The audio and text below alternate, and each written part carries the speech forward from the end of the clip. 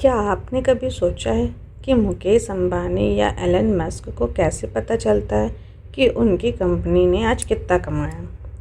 क्या वो एक एक रुपये का हिसाब नॉर्मल डायरी में लिखते हैं? बिल्कुल नहीं। इसके लिए काम आती है अकाउंटिंग।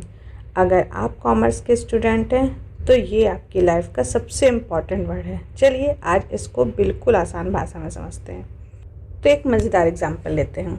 मान लो आपने अपनी गली के नुक्कड़ पर एक मोमोज़ का स्टॉल लगाया। अब बिज़नेस शुरू करने के लिए आपने सबसे पहले रॉ मटेरियल ख़रीदा, गैस सिलेंडर लिया, शॉप का रेंट दिया और एक हेल्पर भी रख लिया। दिन भर में बहुत से कस्टमर आए और आपने बहुत सारे मोमोज़ बेचे। अब महीने के आखिरी में आपके दिमाग में कुछ सवाल आया, जैसे मेरा प्रॉफिट हुआ या लॉस, मेरा कितना खर्च हुआ और मेरे पास कितना कैश बचा है। भैया, इन्हीं सभी सवालों का जवाब जो सिस्टम आपको निकाल के देता है ना, उसे ही हम अकाउंटिंग कहते हैं। तो डेफिनेशन के हिसाब से अकाउंटिंग सिर्फ मैथ्स नहीं है, ये बिजनेस की एक लैंग्वेज है, यानी भाषा। इस भाषा के 5 मेन स्टेप्स होते हैं। इन्हें ध्यान से सुनना, एग्ज़ाम में पक्का आता है। सबसे पहले आइडेंटिफाई करना। हम देखते हैं कि कौन सा ट्रांजैक्शन पैसे से जुड़ा है। जैसे मोमोज़ के लिए मैदा खरीदना अकाउंट्स में लिखा जाएगा, लेकिन किसी कस्टमर से दोस्ती हो जाना अकाउंट्स में नहीं लिखा जाएगा क्योंकि उसमें पैसा नहीं है। फिर आता है रिकॉर्ड करना, लिखना। जब पैसे का लेन देन पहचान लिए तो उससे डेट के हिसाब से एक बुक में नोट करते हैं, जिसे हम जनरल कहते हैं।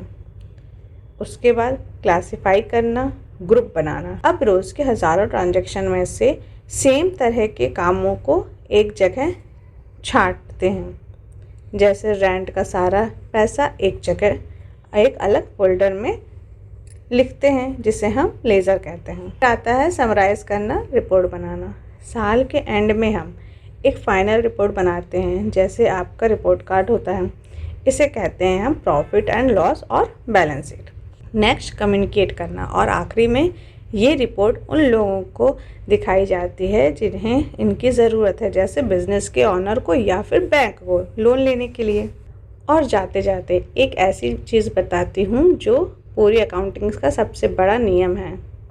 अकाउंटिंग में हर एक ट्रांजैक्शन का दो तरफा असर होता है। जैसे ये फार्मूला हमेशा बराबर रहता है, assets equal to liabilities plus capital. यानी दुकान की जितनी प्रॉपर्टी है एसेट्स, वो हमेशा बराबर होगी आपके कर्जे मतलब लायबिलिटी और आपके खुद के पैसे जो आपने बिजनेस में इन्वेस्ट किया है मतलब कि कैपिटल के सम से। ठीक है, तो दोस्तों ये था अकाउंटिंग का बेसिक मतलब। अगले वीडियो में हम बात करेंगे कि बुक कीपिंग और अकाउंटिंग में क्या फ़र्क होता है। अगर आज का ये मोमोज़ वाला एग्जाम्पल समझ आया हो तो चैनल को सब्सक्राइब ज़रूर करें और अपने कॉमर्स वाले दोस्तों के साथ शेयर करना मत भूलना। See you in the next video.